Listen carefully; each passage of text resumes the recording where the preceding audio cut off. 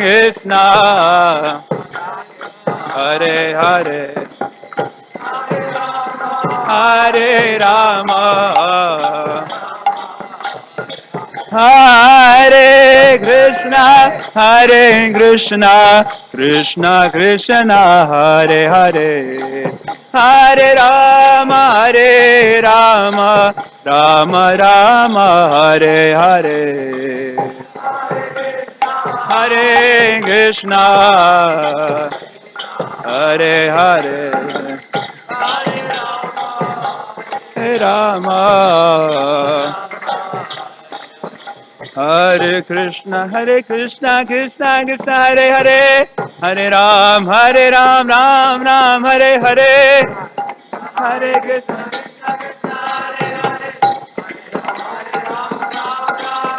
Hare Krishna, Hare Krishna, Krishna Krishna, Hare Hare, Hare Ram, Ram Ram, Hare Hare.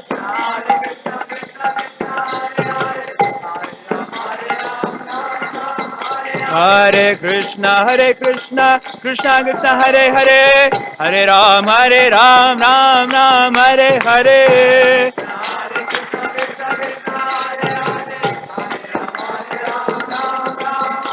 Hare Krishna, Krishna Krishna, Hare Hare, Hare Ram, Ram Ram, Hare Hare.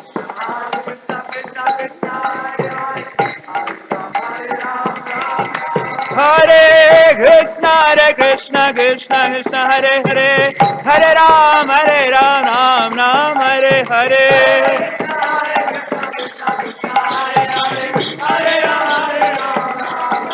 Hare Krishna, Krishna Krishna, Hare Hare, Hare Ram, Ram Ram, Hare Hare.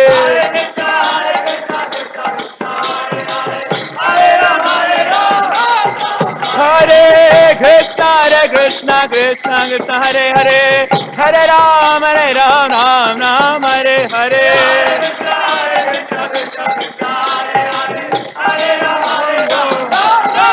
Hey, Nitai Gauranga, Nitai Gauranga, Jaya Nitai Gauranga, Gaura Hare. Hey, Jaya Jagannath Swami, Jaya Jagannath. Hey, Jaya Baladeva, Jaya Subhadra. Jaya Gita Gitore, Gita Gitore. Jaya Gita Gitore, Gita Gitore. Jaya Gita Gitore, Gita Gitore. Jaya Gita Gitore, Gita Gitore. Hare Krishna, Krishna Krishna, Hare Hare, Hare Ram, Ram Ram, Hare Hare.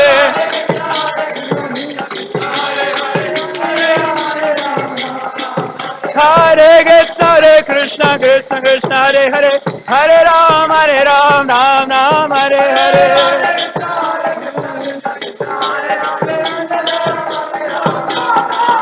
Hare Krishna,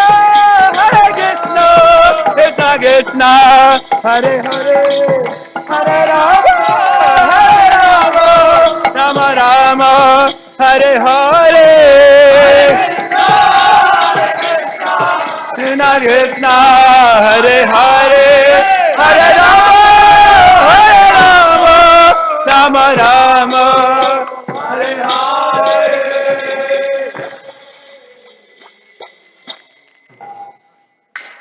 Jayam Vishnupat Paramahansa Parivrajacharya Stotara Shata Shishimad, His Divine Grace. A.C. Bhaktivedanta Swami Srila Prabhupada Ki. Jayam Vishnupat Paramahansa Parivrajacharya Ashtotara Shata Shishimad, His Divine Grace. Bhakti Siddhanta Saraswati Goswami Maharaj Srila Prabhupada Ki. Ananta Koti Vaishnava Vrinda Ki. ISKCON Founder Acharya Srila Prabhupada Ki. प्रेम से कहो श्री कृष्ण चैतन्य प्रभु नित्यानंद श्री अद्वैत गदाधर शिवासादि गौर भक्त वृंद की Shishi Radha Krishna Gopa Gopinath Shamakunda Radha Kunda Giri Govardhan Ki. The most beautiful Lordship Shishi Kishore Kishori Ki. Paramakaruna, the most merciful Lordship Shishi Gauranitai Ki. Sri Jagannath, Sri Baladev, Shrimati Shubhadra Maharani Ki. Sri Harinam Sankirtan Jagya Ki. Nitai Gaura Premanandi. Oh, glories to the assembled devotees. Oh, glories to the assembled devotees. Oh, glories to the assembled devotees. Oh, glories to Shishi Guru and Shigauranga.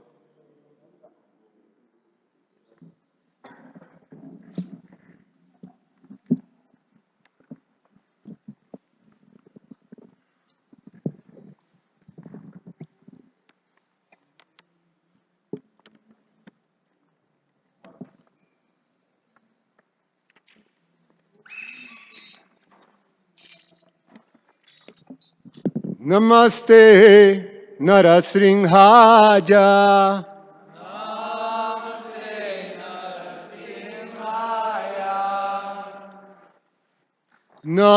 Namaste Narasrinhaja.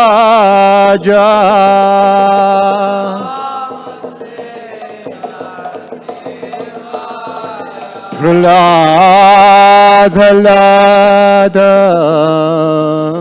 Dajane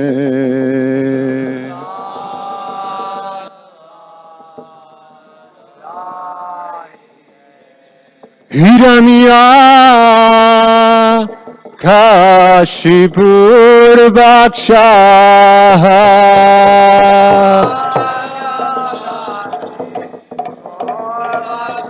Shilatanka Nakalaje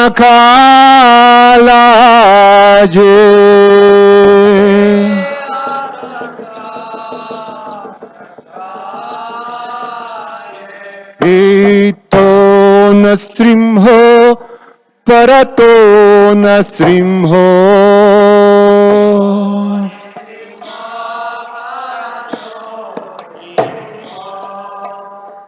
Jato jato jamitato nasrimho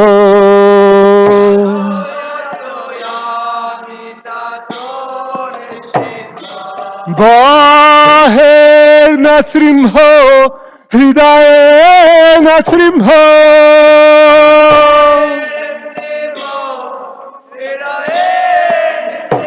Narasrimhamadin Sharanam Prabhadiye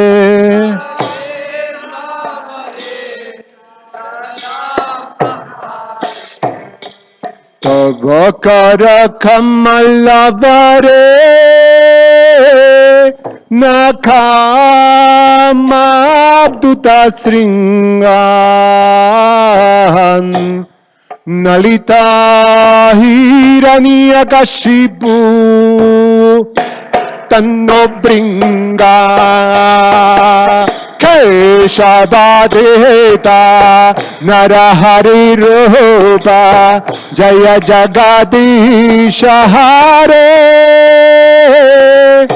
Jaya Jagadisha Hare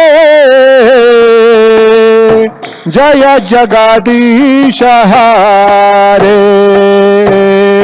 Avakara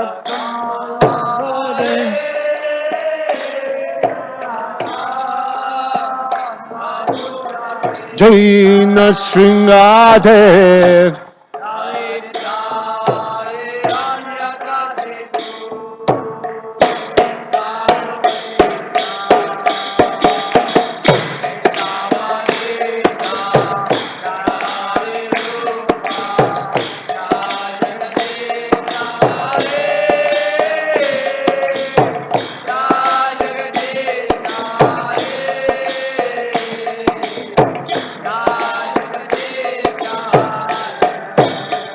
Jayana Sringadev Jayana Sringadev Nasringadev Jayana Sringadev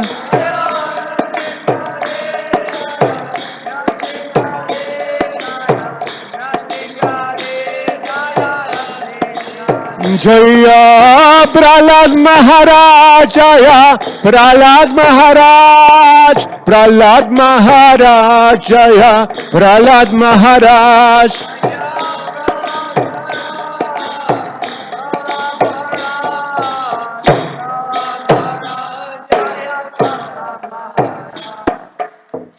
Nrsimha Bhagavan ki jai, Prahlad Maharaj ki, Dai Gaura Premanandi Hari Hari Bol.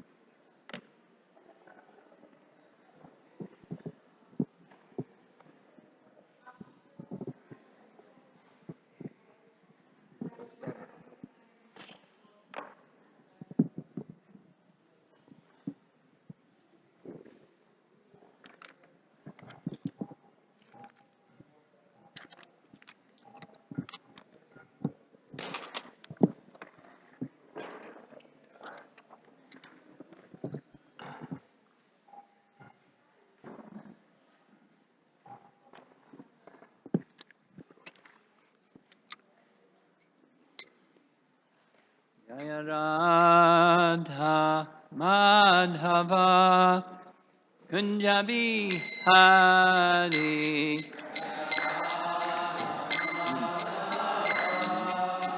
Kunjabi Hari Jaya Radha Madhava Kunjabi Hari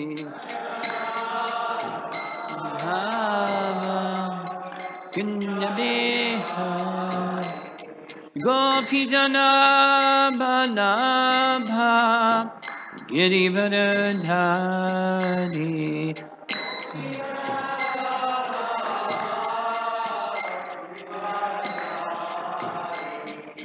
Gopi Jana Balabha Girivardhari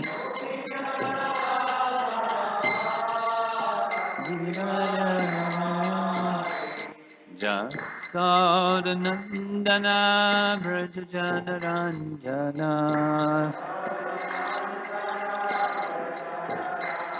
Jasodanandana Vrajajanaranjana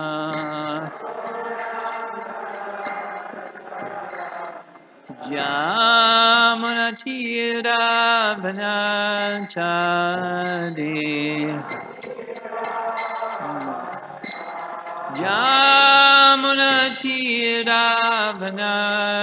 Yamunatiravanachari Jaya Radha Madhava Kunjabihari Madhava Kunjabi Jaya Radha Madhava Kunjabihari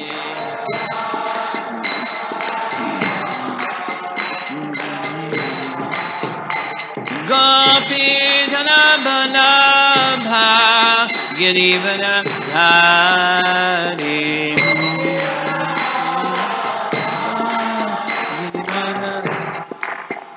Gopi Dhanabalabha Girivardhari Girivardhari Jasodanandana Vrajajanaranjana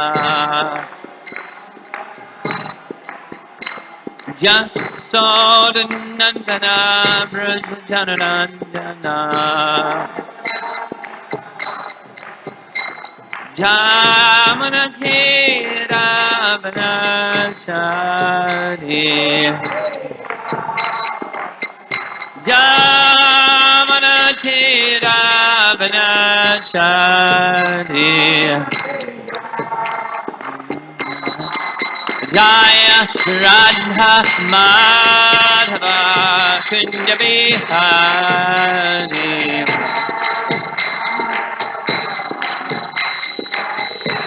Jaya Radha Madhava Kunja Bihari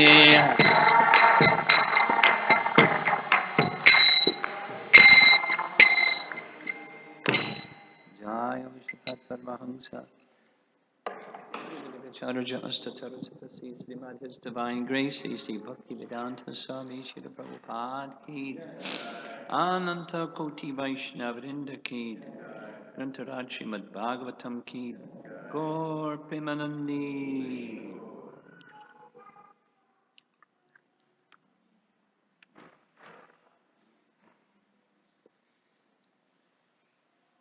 Welcome all of you who came from very distant places, from Guyana. What are you doing here? How'd you get here?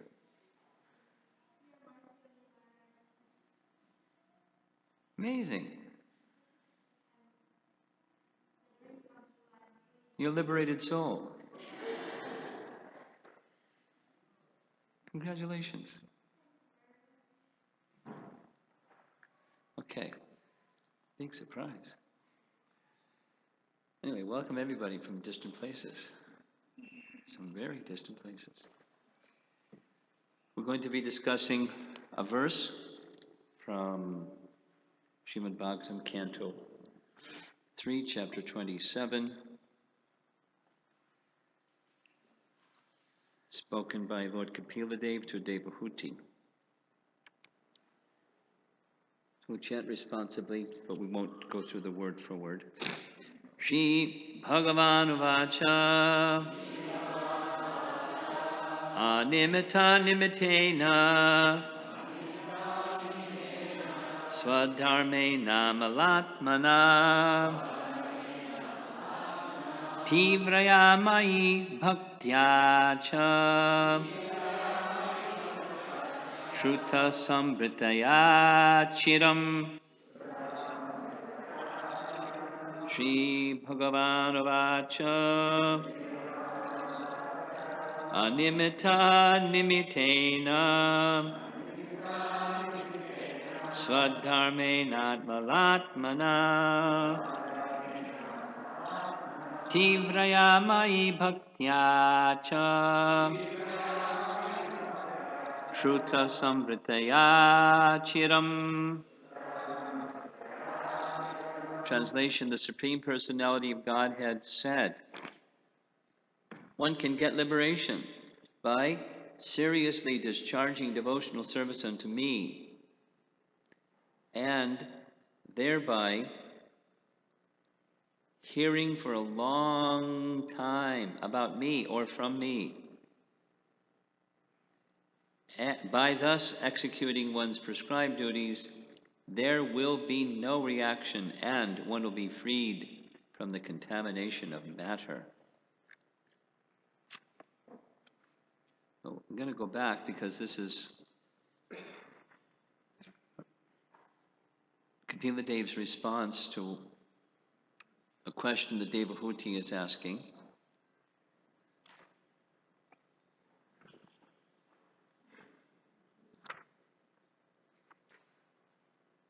The previous chapter 26 is called Fundamental Principles of Material Nature. That's the whole Sankhya section. At the end of the Sankhya section, Kapila Dev says, and now that we understand the self, that the individual belongs to the category of spirit, he should meditate upon the Supreme Self. And then he describes that process.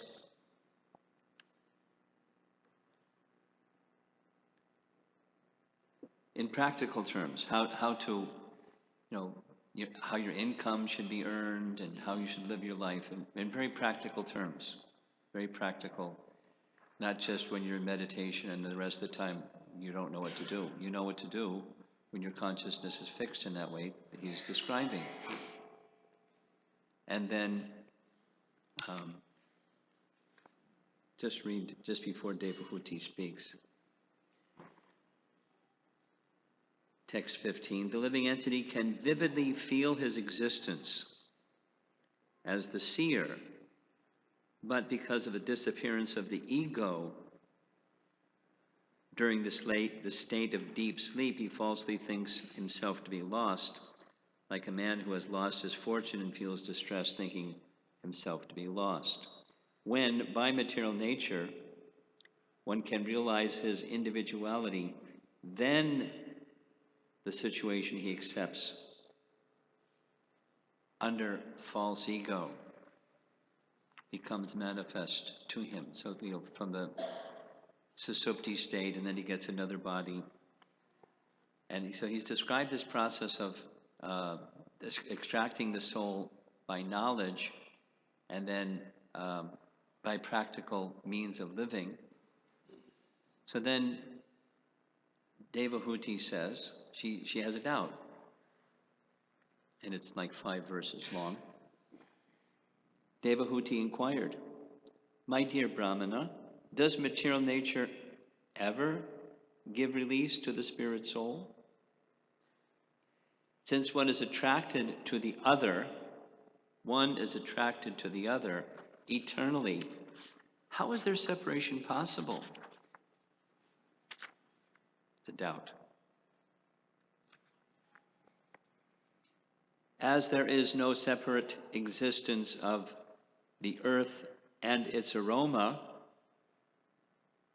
or of water and its taste, there cannot be any separate existence of intelligence and consciousness.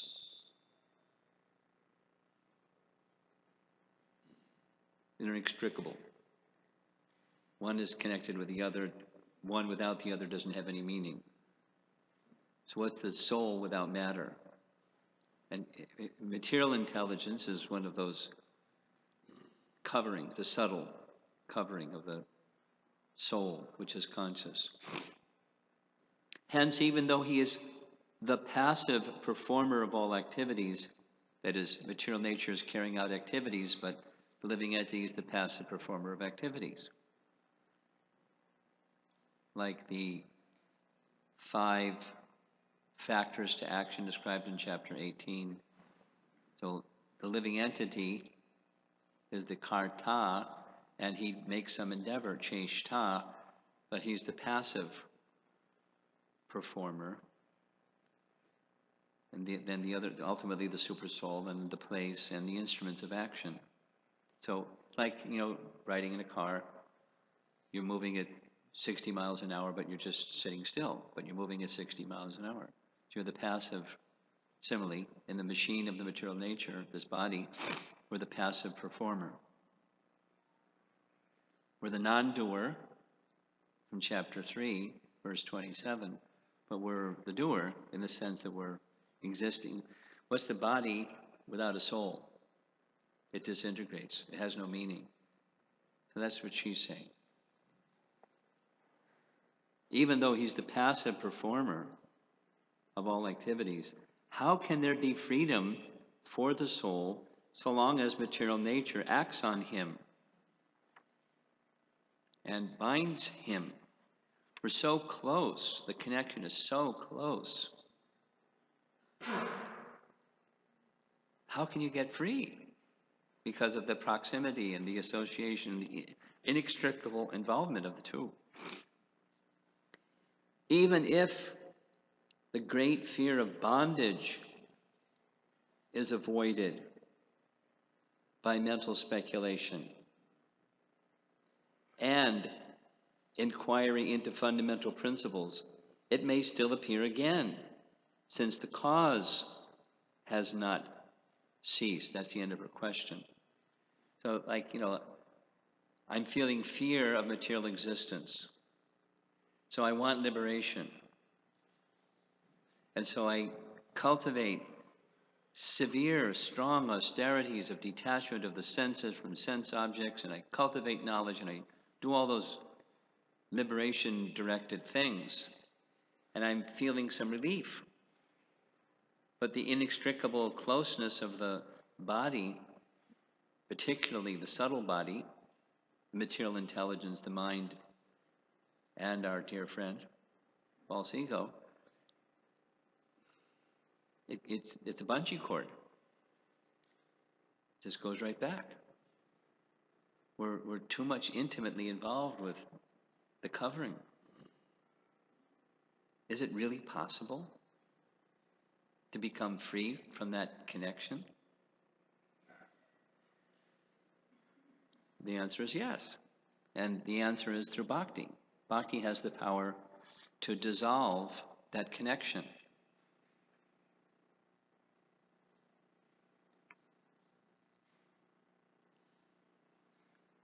Read Srila Prabhupada's purport. Sridhar Swami comments in this connection that by association with material nature alone, one does not become conditioned. Conditional life begins only after one is infected by the modes of material nature. The soul being in matter it's the modes of nature. It's the affinity for being the enjoyer, that's passion, that implicates us with the modes of nature, and then it's the tar baby phenomena. We're stuck. If someone is in contact with the police department, that does not mean he's a criminal.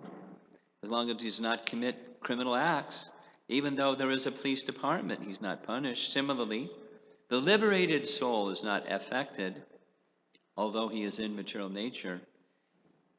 Even the Supreme Personality of Godhead is supposed to be in association with material nature when he descends, but he is not affected.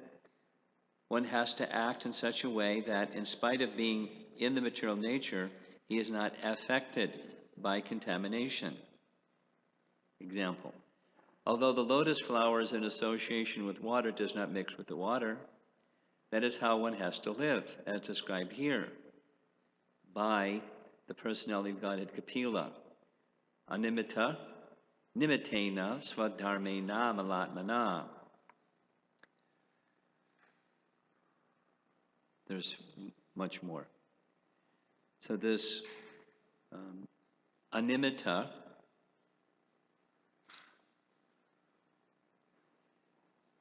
small item,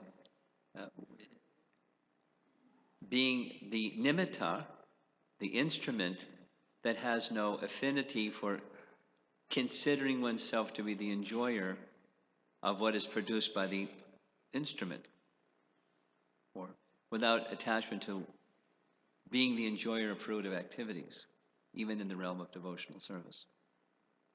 So, bhakti has that power. Other than bhakti, that power doesn't exist. And animita, nimitena, swadharmena, you do your prescribed duty, exactly as Krishna says in Bhagavad Gita, or as Brahma says in that wonderful verse from Canto 10, Chapter 14, that Ramananda Roy spoke and Lord Chaitanya said, that's it, that's the goal of life and how to achieve it. Svanes tatak. Stay in your position. Swadharmena. That's what the next paragraph is saying. One can do it. You can be Arjuna and be a warrior. Or you can be a student, go to school. You can be a person that goes to the office. Or you can be a housewife that stays and takes care of the house and the children. Or you can be involved in matter but not affected by the modes of nature and thus entangled. It can be done through the power of bhakti.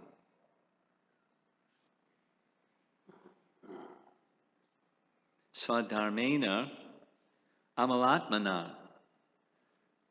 Amala, atmana. Amala means pure, spotless, without mala or contamination. Atmana, that's, the body, mind, and self. Atma. Just coincidentally, definitely was not deliberate. Coincidentally, in looking at Vishwanath Chakravarti Thakur's commentary on this verse, he uses a term, anta karana. Remember that one?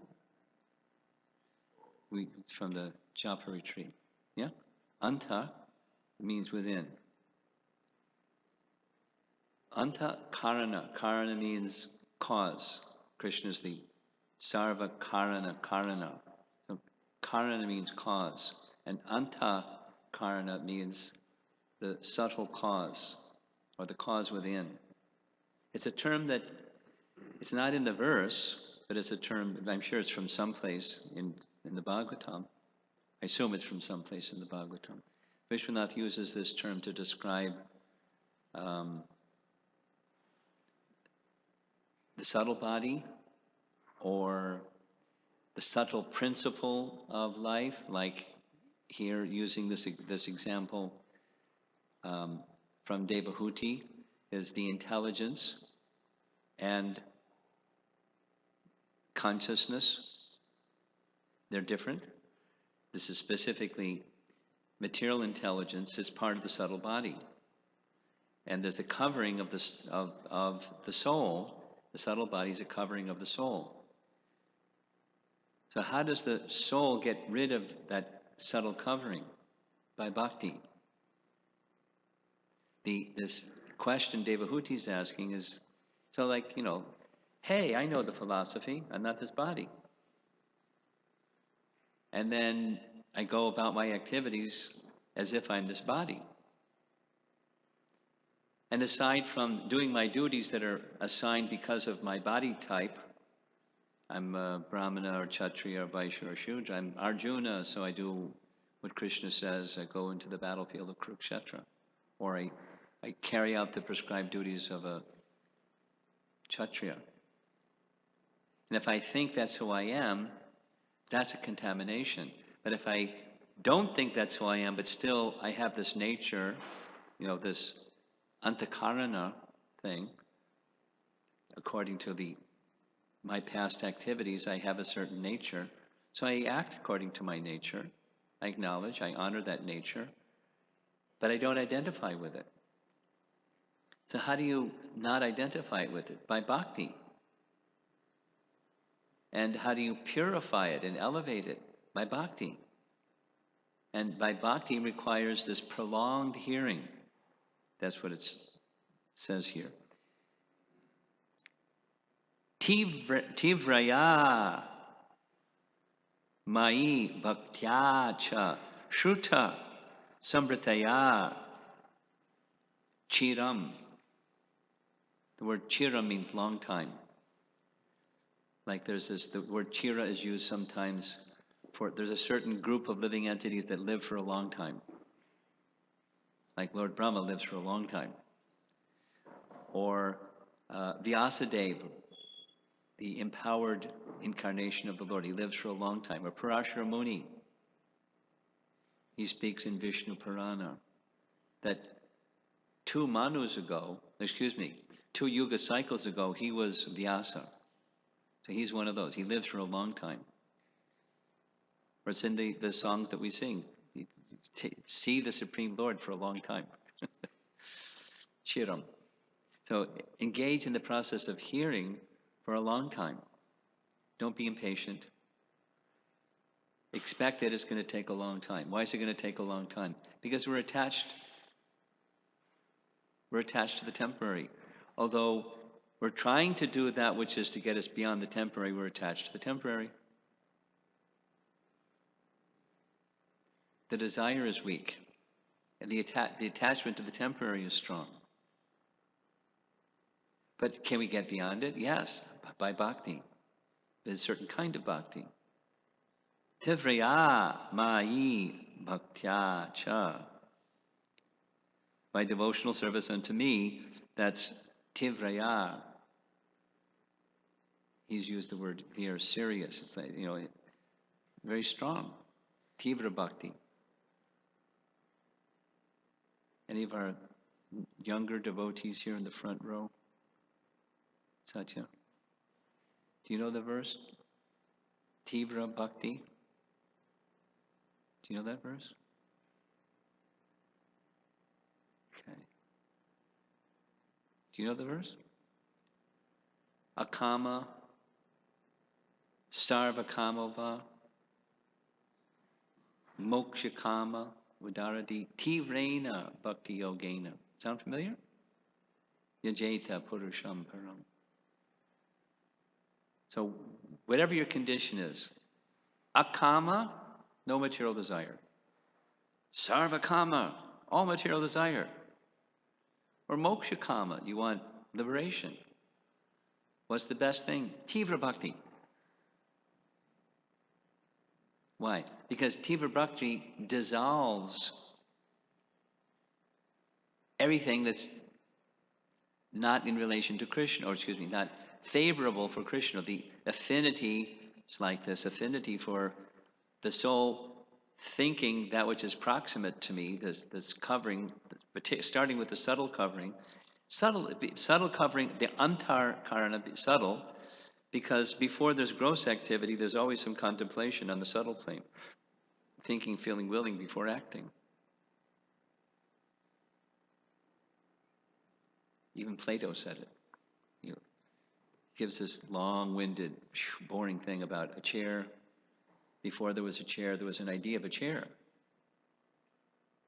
Very simple. But he gets really long-winded about it. So where did the idea of chair come from? But anyway, before there's activity, there's the contemplation. It may be quick, but there's something on the subtle plane. The antar karana is active before the external senses, knowledge-acquiring senses, working senses. It starts with the mind. So purifying the mind. Here it's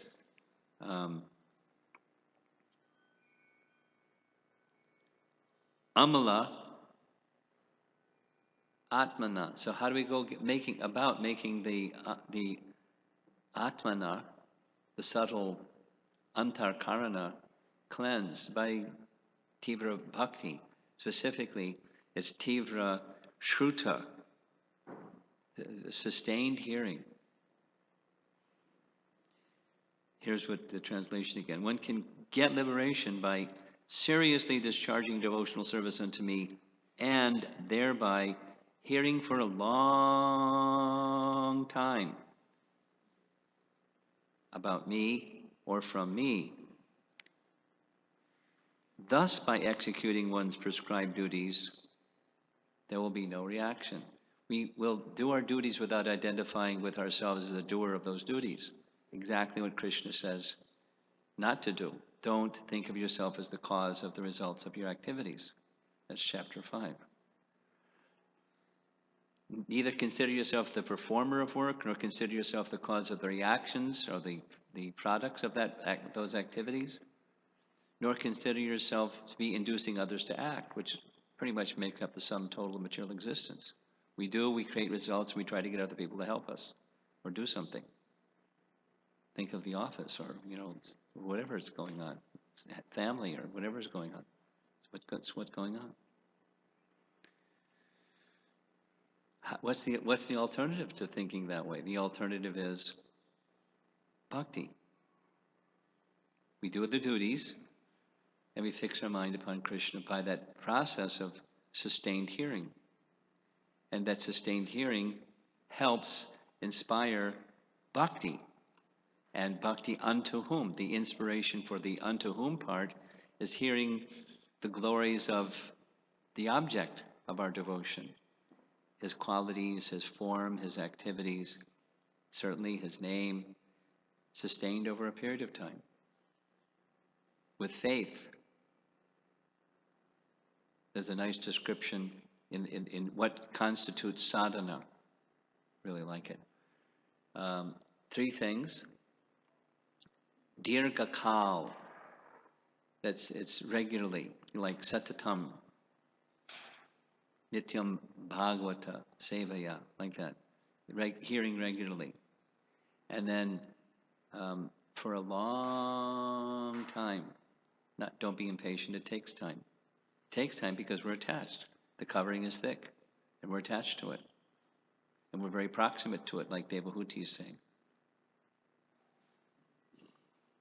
So sustained over time. And then the third is the intention, the faith, or the conviction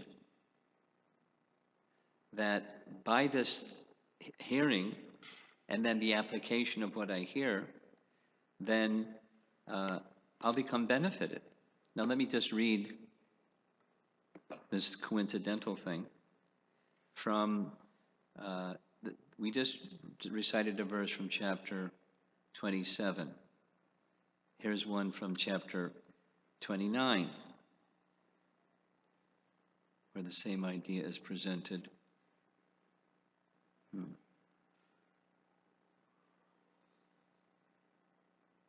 Text 18.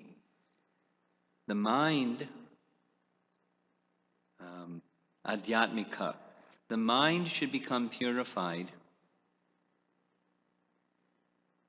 by continually hearing about the good and bad qualities of the antakarana, which isn't us, it's the subtle covering. So hearing about the good and bad qualities of our existence, our internal existence, by chanting my names, by sincere association with great devotees without pride. This is Vishwanath's commentary. The mind should become purified by continually hearing about the good and bad qualities of the antakarana. He puts in parentheses, what does that mean? The internal sense, the subtle body, the refined and concentrated intelligence. To perform bhakti using the antakarana, one must hear about its good and bad qualities. Understanding one has bad qualities, like pride, one can conquer those bad qualities by worship of great devotees. The devotee should engage in such a practice. So, my dear devotees, there's hope for us. Although there's so much involved in matter, there's every hope we can get free from the entanglement of matter. And not only freed from the entanglement of matter, but according to what Kapila Dev says next, it's really nice. Bhakti has the power to dissolve, not only cleanse, but dissolve the subtle contaminations, including the mind itself and false ego itself. I'll read his translation. By energetic bhakti, to me for a long time, without desire for results, this animita nimitena, which purifies the heart and is performed according to one's occupational duties,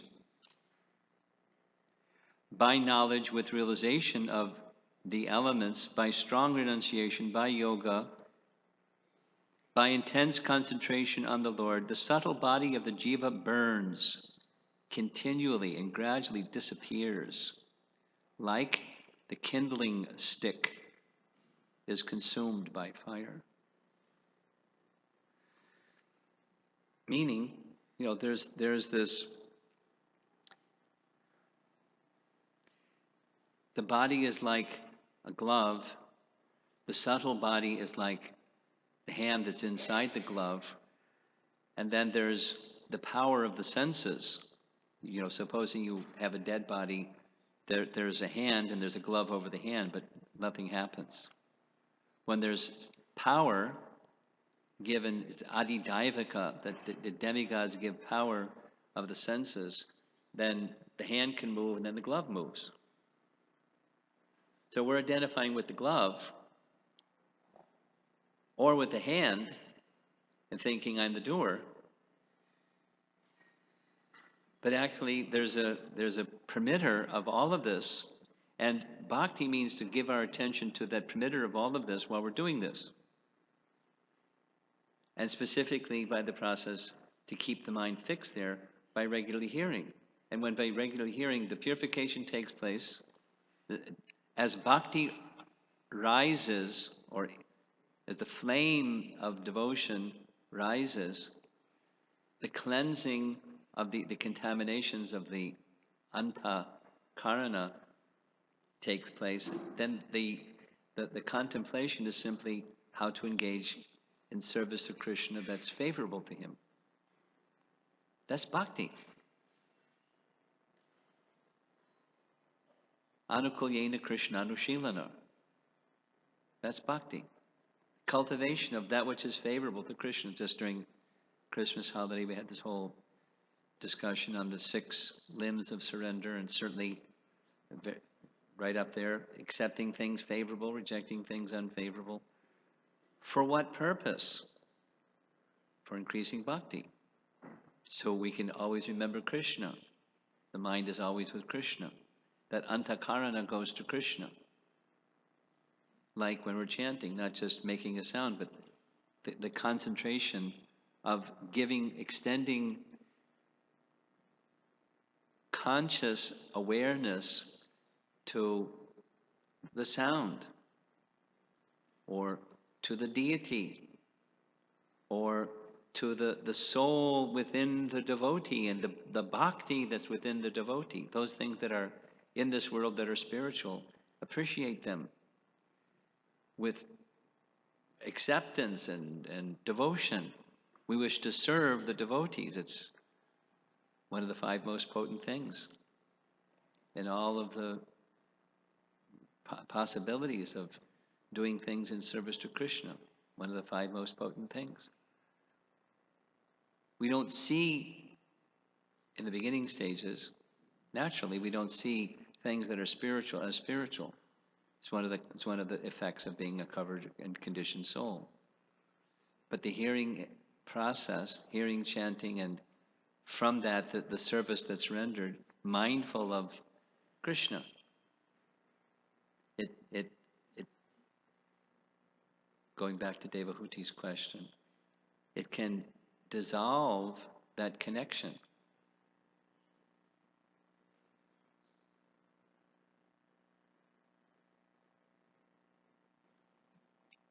Bhakti has that power. One last thing, and I'm going to end. Let's see if there's discussion. Part of this contemplation comes from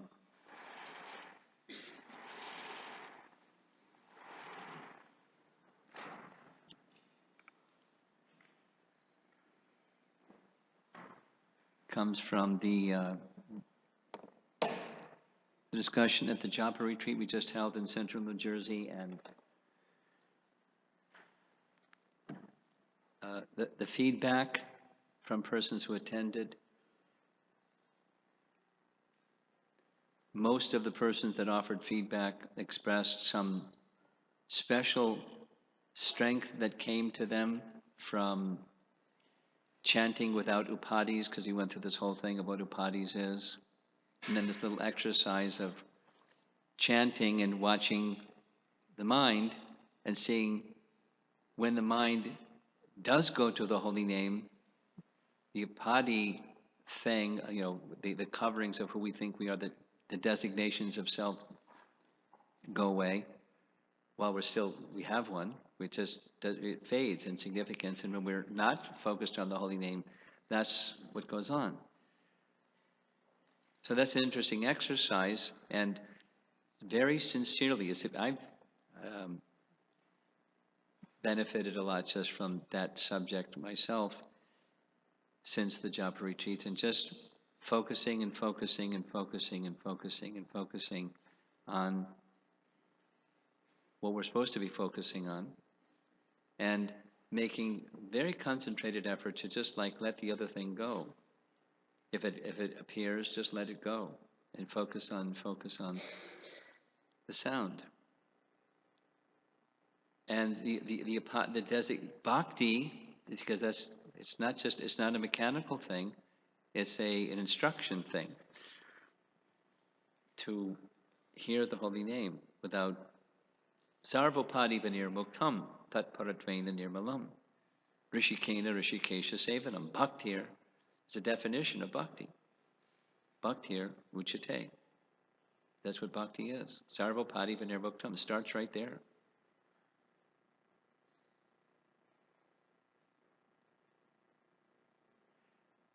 The mechanical effort is insufficient. The mind will go to apadis again and again because there's affinity for that. Bhakti can dissolve it. It has the power. Nothing else has the power. So the effort must be there, but the effort in devotion is what really makes it happen. And that is, Krishna sees the sincere effort. Krishna helps that sincere effort. That's bhakti. Trying to please Krishna, Krishna sees one trying to please him, he helps that someone.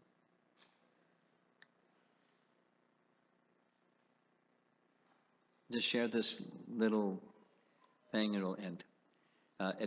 After that 64 round day experience, I was sitting in the back room preparing for the final presentation in the evening. One gentleman came. I had never met him before. And he said, I want to share something with you. Can I have 3 minutes of your time? He said, I've been involved in Krishna consciousness for 5 or 6 years. And I really haven't applied myself in ways that I believe that I could and I should. I guess I'm just lazy and distracted. There have been a few other japa retreats, but I never went out of my way to attend them. But I came to this one, so I came. And my habit is I chant 8 rounds a day. And even my 8 rounds a day are distracted rounds, are not really good rounds. But I came to this thinking, well, let me try anyway. So it wasn't like, he didn't have these super inflated expectations. He just let me try anyways. And I heard that first evening on this, we're not this body, and we should think of, as we're chanting, that's who we are, and we're chanting from the position of the soul. And I thought, that sounds right. It resonates. So I started trying like that. No, excuse me. I chanted 16 rounds. I never chanted 16 rounds before, and it was really easy. And then I thought, okay, well, let me try chanting another 16 rounds. And I chanted 32 rounds, and it was really easy. I said, well, let me go for it. I'll try 64 rounds. And then it started getting really hard. I said, because I think I was thinking I was the doer. I was going to chant 64 rounds. Then I remembered what you said about, we're spirit soul, and you let go of these designations of things like thinking I'm the doer. So I meditated on, yes, that's who I really am. And the chanting took on a quality, it was kind of mystical. He said, I started feeling light, like I was going to float in the air. Or he said, I don't know, if more like a bubble on the ocean.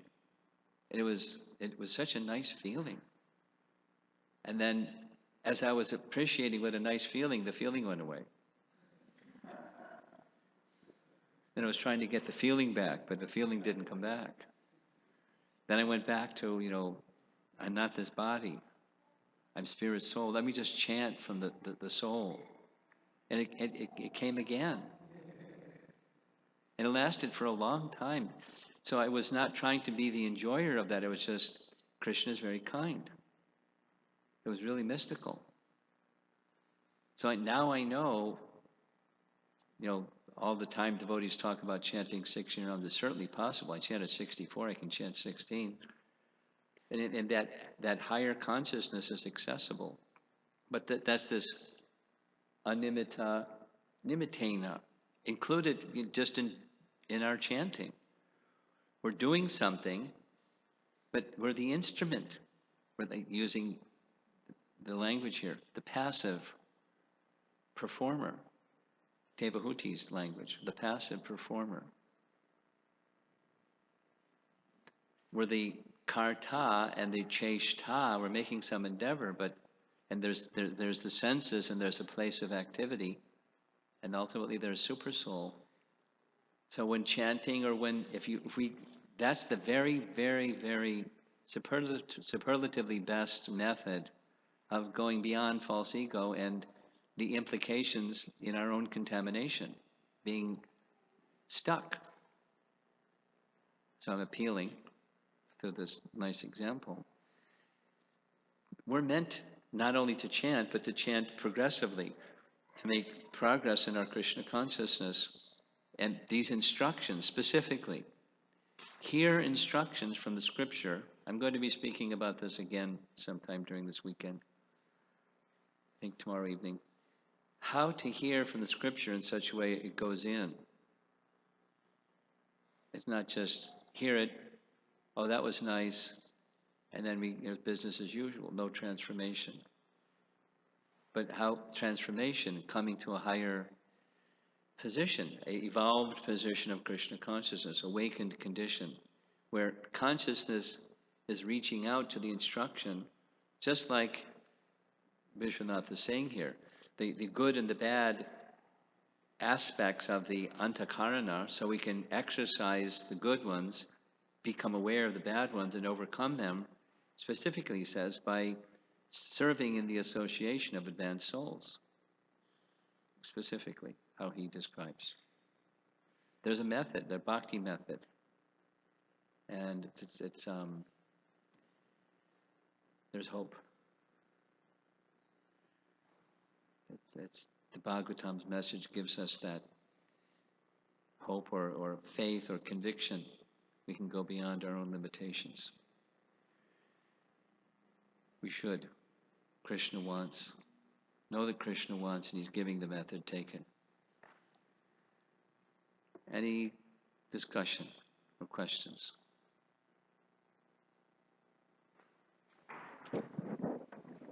Hare Krishna Maharaj. I think you said by understanding the good and bad qualities of the antakarana, that same verse, then one practices, bhakti with the understanding that, okay, I have this bad quality, and then you're able to get rid of it because you're able to recognize it. Is that correct? Yeah, well, specifically, there's potency in the sound vibration that comes from the proper source. And we should hear from that proper source. And that the potency sheds light on both. Go ahead.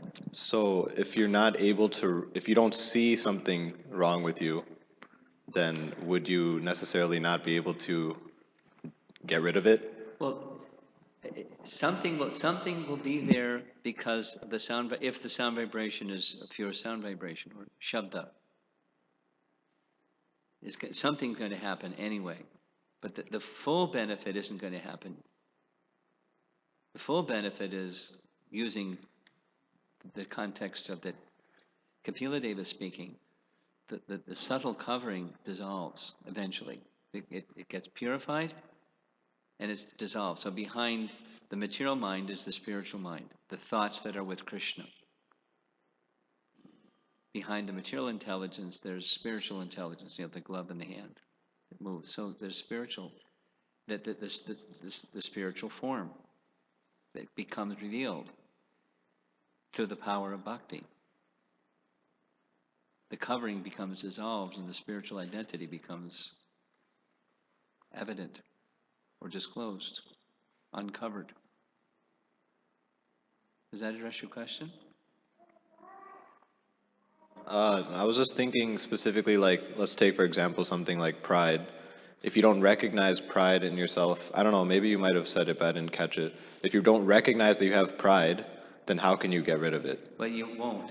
I mean, some benefit. Sorry, I got carried away with my thought on this topic and didn't directly address your question. Something will be there, but not the full getting rid of the pride because I don't recognize that I have it, as you said. And it has very much to do with the quality of our hearing.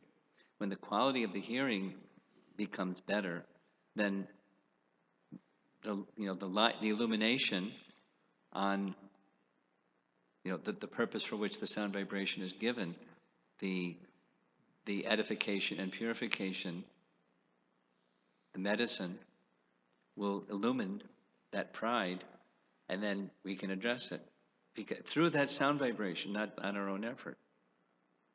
Through bhakti, wishing to serve according to the indication. So then we turn to great souls, specifically, and in their association, freed from pride, through their strength plus our effort, their mercy and our effort, we can go beyond it. But yes, go back to your question. If we don't see that it's there, how are we going to go beyond it?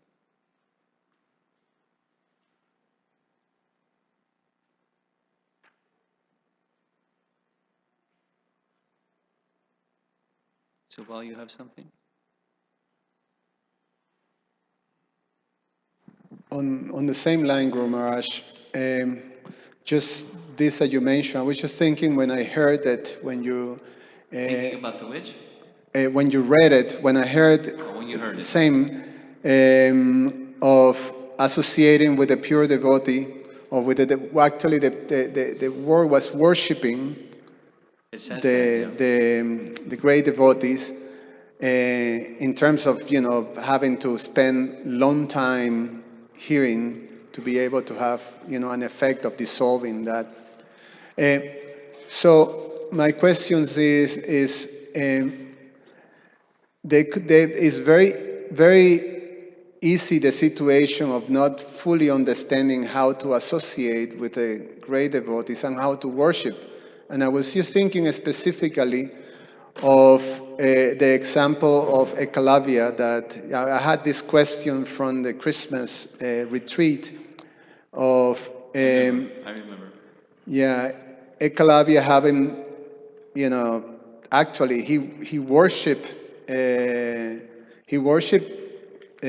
Dronacharya, and in fact I'm assuming for quite some time, and achieved the desired result, achieved something, but it was not really pleasing to the great devotee. So the situation of not having a clear understanding of how to serve and associate with the great devotees, and losing the opportunity. How we can avoid that, or we can be aware of that, or is it something that can happen very easily in our attempt? A simple litmus test is our attention going to Krishna, or in the Bhagavatam's language, Vishvaksena Kataruchi, the eagerness for hearing the glorification of the Supreme Lord.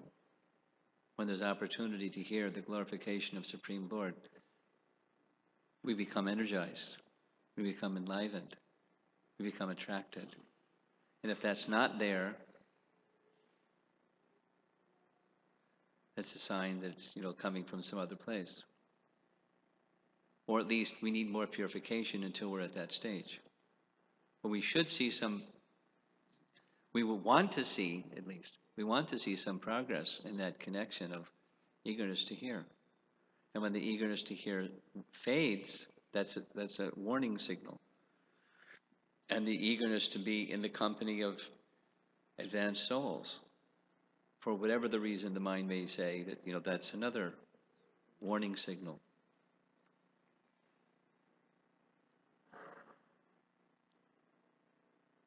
Did that address your question? Okay. Yeah, Madam Mungo. My question is more like a clarification for what Mukunda has asked. So, in order to understand or apply the principle of antakarana that you have explained, it is not that we deliberately try to, or in other words, to say in a positive sense, focus is on Krishna while hearing, but not so much on what am I lacking or what are my anarthas. Is that correct? Or It's not one thing to the exclusion of the other thing. The end result is we want our mind to go to Krishna. So that's like the point of the pin, and then there's the shaft of the pin. So it's not one to the exclusion of the other. We only want the point, we only want the shaft. We want the point and the shaft. So the specific part that because the goal is always remember Krishna, never forget Krishna, our consciousness is with Krishna. That's at the front. That's the objective. Something that may be interfering with that or assisting that is how the antakarana is set up. And there'll be something in there that's an asset, there'll be something there that's a detriment. And by the process of hearing, back to his question, we can, by the process of hearing, identify. It's the introspection is through the agency of hearing. It's pure sound vibration. And then we can, illumination is there.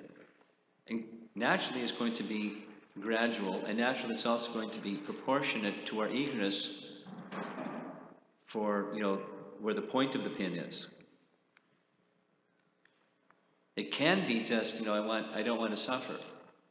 And then suffering becomes reduced to some degree.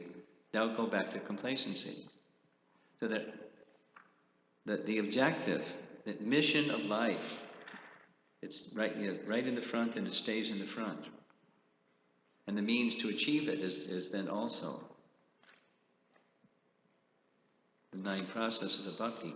Now, how do we engage in the hearing process? This is the shaft of the pin, so to speak.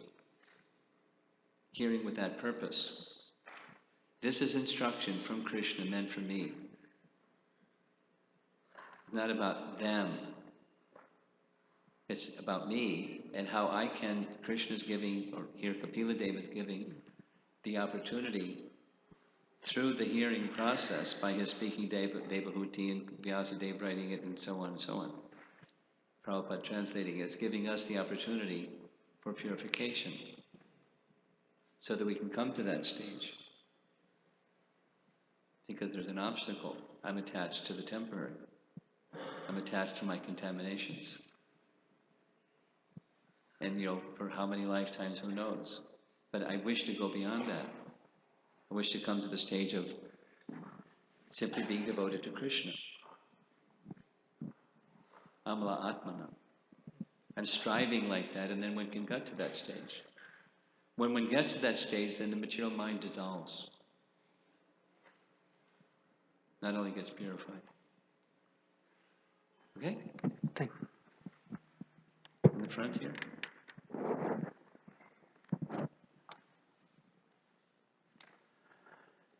You were saying, in your response to Mukunda, you were saying how through the hearing process, the qualities and the faults of the antakarana are illumined. Well, it's what he says. Yes, Maharaj. So my question is, I'm thinking about Bhaktivinoda Thakur's song, Gurudev. At the end he says, if you look inside of me, you'll find no good qualities, you'll only find faults. And if there's any good qualities, it's by the mercy of you. And if you don't be merciful, I'm going to cry. So is it true that, so that's true that any good quality we might look inside of ourselves, it is simply a product of mercy. Well, That would help us how towards devotee Krishna. thinks. The soul has its natural good qualities. The purification of the soul comes by the mercy of the purifying agents. But the soul has its own natural good qualities. So if you find some good qualities, because I become purified. So that's another way of saying the same. If you find good qualities, you put them there. It's an expression of humility. You know, I'm an unqualified person. If there's any qualification, you put it there. Humility, appropriate humility. But you know, in the transcendental sense, the other part of what I said is the soul has its natural qualities. Krishna decorates souls with qualities, especially his devotees. So, in addition to having our faults, or not what us we are, but the antakarana portion that's got all these faults, getting more clarity about that, And qualities. and qualities. So we should also be very clear about what our strengths are, Yeah, and exercise that take us to Krishna. yeah. Well, you use them in Krishna's service. The strength should be used in Krishna's service, not in the sense of doer, but the sense of Krishna's giving, Krishna's empowering, and be used in Krishna's service. Someone can sing nicely. They should sing nicely. Someone can manage nicely. They should manage nicely. Someone can cook nicely. Cook nicely. Those are more skills, and then there's a Well, behind the activity, there's something. hmm. But I mean, a lot of devotees are really raving about I'm going to read it when I go for my Ayurvedic treatment. I'm going to read the Jamuna's book, Life of Devotion. But you know, she had a natural gift for singing. But behind that, who knows how many lifetimes she had been engaged in singing. There's a little boy. How old is Balaram? In the Potomac congregation. There's a little boy. I mean, he's little. He didn't take any music lessons. He just sings for hours at the harmonium. He listens to songs. He learns the songs. And he plays harmonium. The harmonium's bigger than him. So that's an ability, but there's an attraction for the holy name, as well as the musical part of the holy name. So that's there. He's using it. Everyone's amazed. They go. He goes out in Harinam. There's 70 devotees in Harinam, and he's singing. And the public goes, wow, look at that. It's very powerful. He they just go on and on and on and on and on and on for hours. It's hard to unplug them. We have a whole program. We have to, go take your shot, or we have to keep singing. So there's subtle and the activity, the external activity, but it's the internal activity that's an asset that can be utilized. Somebody's, inclined to bookkeeping. So there's the activity, but there's some inclination for that kind of detail, and some people have no interest at all in that. So there's subtle and there's the activity as well. And then you do that for Krishna consciousness, because somebody can use something that haven't, but not for Krishna. On the right side, anything?